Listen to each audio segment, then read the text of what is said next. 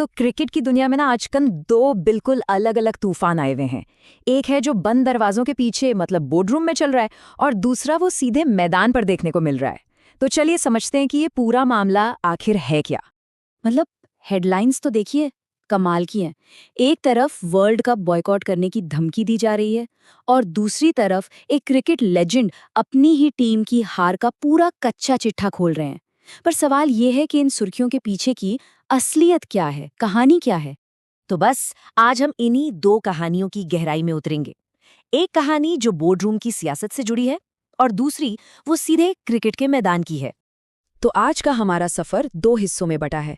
पहले हम बात करेंगे वर्ल्ड कप से जुड़े अल्टीमेटम की और उसके पीछे की राजनीति की। फिर दूसरे हिस्से में एक महान खिलाड़ी की नज़रों से देखेंगे कि एक बड़ी हार की असली वजह क्या थी। चलिए तो शुरू करते हैं पहले हिस्से से, जो सीधा जुड़ा है आने वाले T20 वर्ल्ड कप और एक बहुत बड़े अल्टीमेटम से। तो कहानी शुरू होती है IPL 2026 से। कोलकाता नाइट राइडर्स ने अपने खिलाड़ी मुस्ताफिजुर रहमान को रिलीज कर दिया। बस इसी बात पर बांग्लादेश क्रिकेट बोर्ड ने सुरक्षा का मुद्दा उठाया और कह दिया कि वो भारत में नहीं खेलेंगे। और अब मामला एक डेडलाइन पर आकर अटक गया है। ICC ने बांग्लादेश को साफ साफ 21 जनवरी 2026 तक का वक्त दिया है। मतलब इस तारीख तक उन्हें अपना फैसला बताना ही होगा, हाँ या ना।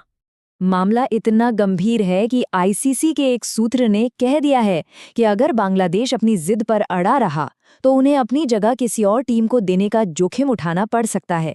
हो सकता है वो टीम स्कॉटलैंड हो। यानी दांव पर अब बहुत कुछ लगा है। लेकिन बात सिर्फ एक टूर्नामेंट के शेड्यूल की नहीं है। असल में ये जो टकराव है ना, इसके पीछे के मुद्दे कहीं ज्यादा गहरे और पेचीदा हैं। और ये टकराव है दो अलग अलग प्राथमिकताओं का। देखिए, एक तरफ है ICC, जिसका फोकस है टूर्नामेंट ठीक से हो, शेड्यूल न बिगड़े और सब कुछ निष्पक्ष रहे। वहीं दूसरी तरफ है बांग्लादेश क्रिकेट बोर्ड, जिसके लिए अपने खिलाड़ी की सुरक्षा और देश का सम्मान सबसे ऊपर है। मामले में एक राजनीतिक एंगल भी देखा जा रहा है।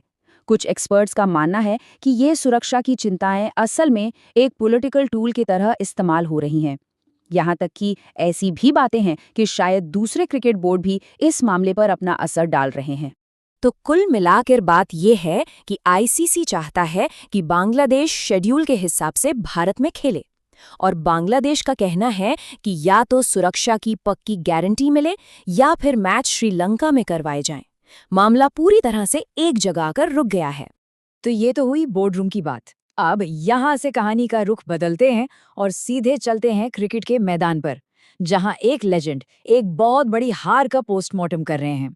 बात हो रही है 2026 में न्यूजीलैंड के खिलाफ हुई ODI सीरीज की हार की। इस हार के बाद महान सुनील गावस्कर ने किसी एक खिलाड़ी को दोष नहीं दिया, नहीं, बल्कि उन्होंने एक सामूहिक नाकामी की तरफ इशारा किया।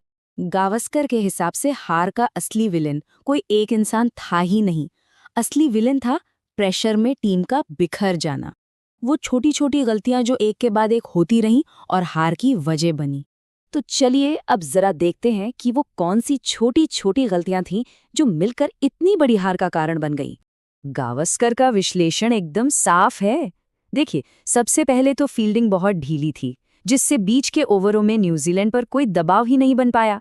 फिर इतने आसान सिंगल्स दिए गए कि उनके बल्लेबाज आराम से सेट हो गए और उन्होंने मैच की रफ्तार अपने हाथ में ले ली। और इसका नतीजा क्या हुआ? नतीजा ये कि जब मैच के सबसे जरूरी पल आए तो टीम के हाथ से कंट्रोल पूरी तरह जा चुका था। और देखिए, मामला सिर्फ फील्डिंग तक ही सीमित नहीं था। दूसरी रिपोर्ट्स भी यही बताती हैं कि ओपनिंग और मिडिल ऑर्डर के बल्लेबाज लगातार रन नहीं बना पाए। ऊपर से न्यूजीलैंड के मिचेल और फिलिप्स ने जो मजबूत पार्टनरशिप बनाई, उसे तोड़ने में भी टीम नाकाम रही।